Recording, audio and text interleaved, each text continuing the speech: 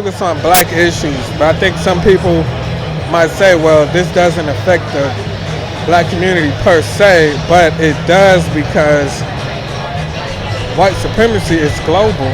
That's right. And you know, you only think in terms of the black community because of white supremacy. Right? Before white supremacy, there was no black community, just like there was no Indian community, because there were no such thing as blacks or Indians. We were people. Case in point, many of the treaties we made with our colonizers required that we turned over black people, to which we agreed. And then we proceeded not to turn over any person.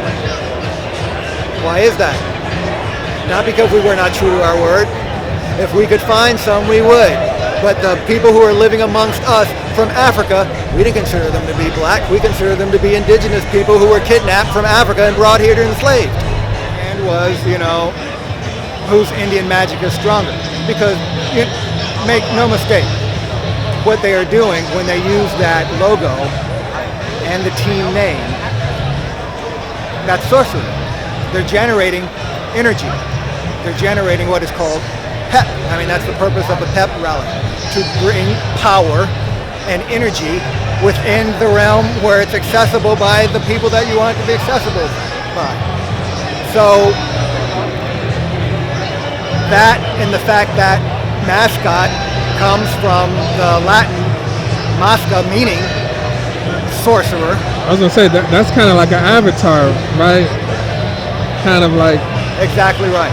Okay. So that's what I say when I question whose Indian magic is going to be stronger, the people or the people who are exploiting indigenous people for their own gain. And I think clearly,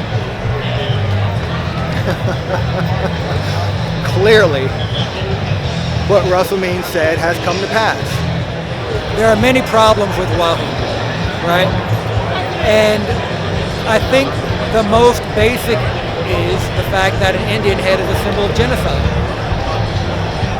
You know, since the European settlers cut off King Philip's head and stuck it on a spike outside of Fort Plymouth and sold his family into slavery in the Bahamas and Bermuda, that type of situation, the decapitation of native people, continued, you know, well up into the 19th century. You know, younger generations won't recall this, and many of the older generation won't recall this, but they used to keep Chief Osceola's head in a jar. Who is that? Well, his head was collected by a gentleman who ran a general store in Florida. He used to display that head in the window. And then at some point, that head was shipped up to a museum in New York.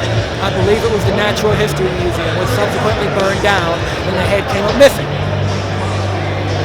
So, you know, we're talking about a span of several hundred years here. Many people don't know the history of phrenology and how that relates to indigenous people in this culture. And that is the history of, that was a pseudoscience where white men justify their dominance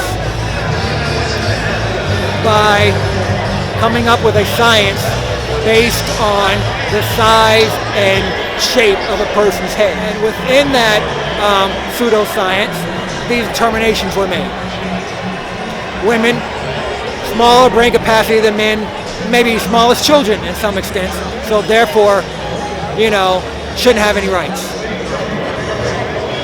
Black men, who were at the time enslaved, well, they have a cranial size that's larger than the average European on average, so even though slavery may be their natural state, they are destined to overcome.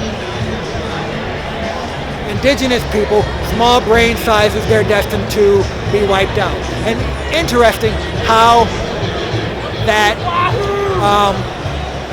theory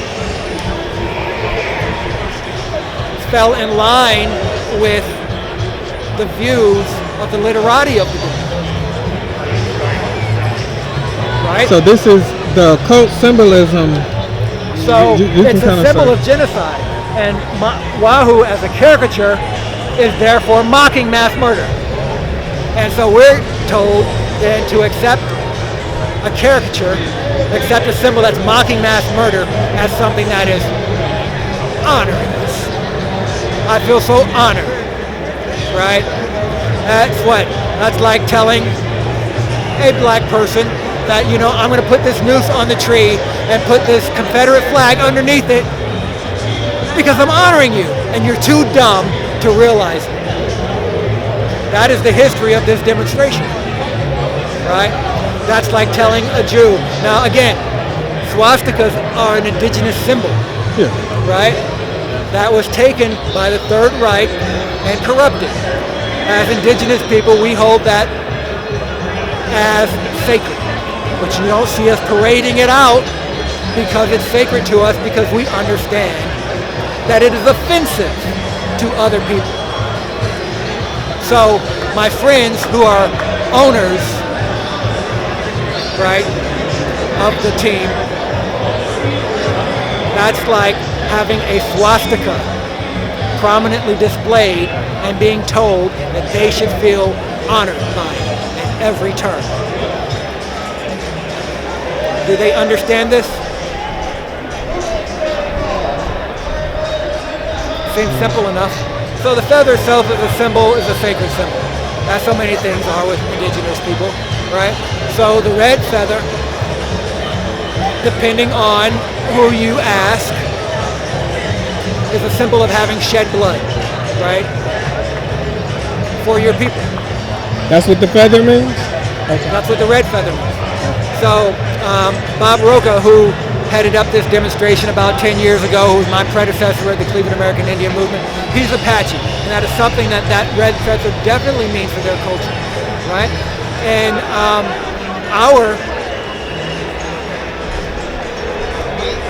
in our culture, Muskogee culture, red feathers similarly are given to those engaged in conflict or having been engaged in conflict, where they shed blood for their people.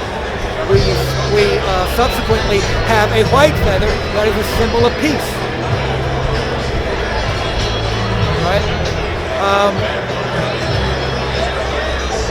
So even if they were to change that logo to be something that is not a symbol of genocide, there would still be issues with it.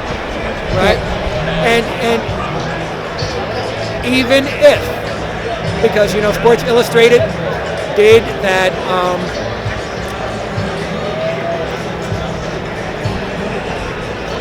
survey some years ago.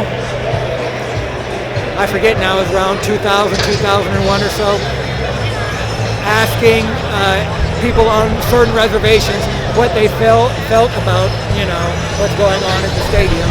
And they're like, oh, well, you know, whomever they talked with, we're not offended. They didn't talk to us.